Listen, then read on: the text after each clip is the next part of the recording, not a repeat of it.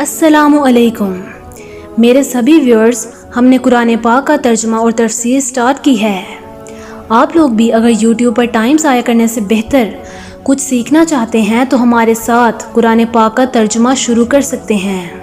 ہماری ہر ویڈیو دیکھنے کے لیے چینل کو سبسکرائب کر لیں اور بیل آئیکن کو پریس کر لیں تاکہ ہر نئی آنے والی ویڈیو کا نوٹیفیکیشن آپ تک پہنچ سکے۔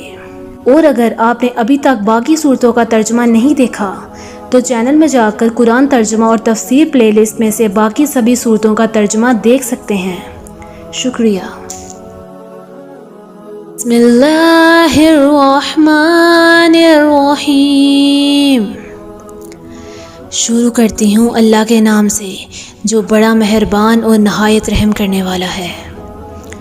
والعصر، زمانے کی قسم، یعنی زمانے کی تاریخ اس بات کی گواہ ہے کہ جو لوگ ایمان اور نیک عمل سے محروم ہوتے ہیں وہ بڑے گھاٹے میں ہیں، اس لیے کہ ایسی بہت سی قوموں کو دنیا ہی میں آسمانی عذاب کا سامنا کرنا پڑتا ہے، اور ہر زمانے میں اللہ تعالیٰ کی نازل کی ہوئی کتابیں اور اللہ کے بھیجے ہوئے پیغمبر خبردار کرتے رہے ہیں کہ اگر ایمان اور نیک عمل کی روش اختیار نہ کی گئی تو آخرت میں بڑا سخت عذاب انسان کا منتظر ہے۔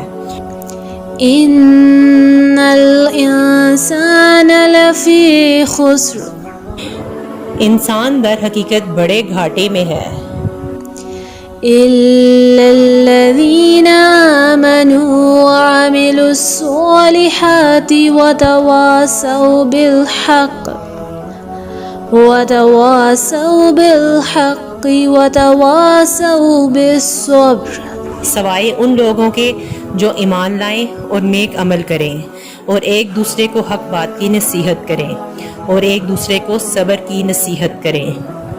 اس سے معلوم ہوا کہ خود نیک بن جانا ہی کافی نہیں ہے، بلکہ اپنے اپنے اثر و رسوخ کے دائرے میں دوسروں کو حق بات اور صبر کی تلقین کرنا بھی ضروری ہے۔ صبر قرآن کریم کی ایک اصطلاح ہے جس کا مطلب یہ ہے کہ جب انسان کی دلی خواہشات اسے کسی فریضے کی ادائیگی سے روک رہی ہوں یا کسی گناہ پر آمادہ کر رہی ہوں، اس وقت ان خواہشات کو کچلا جائے، اور جب کوئی ناگوار بات سامنے آئے تو اللہ تعالیٰ کے فیصلے پر اعتراض سے اپنے آپ کو روکا جائے۔ ہاں، تقدیر کا شکوہ کیے بغیر اس ناگوار چیز کے تدارک کی جائز تدبیر کرنا صبر کے خلاف نہیں ہے۔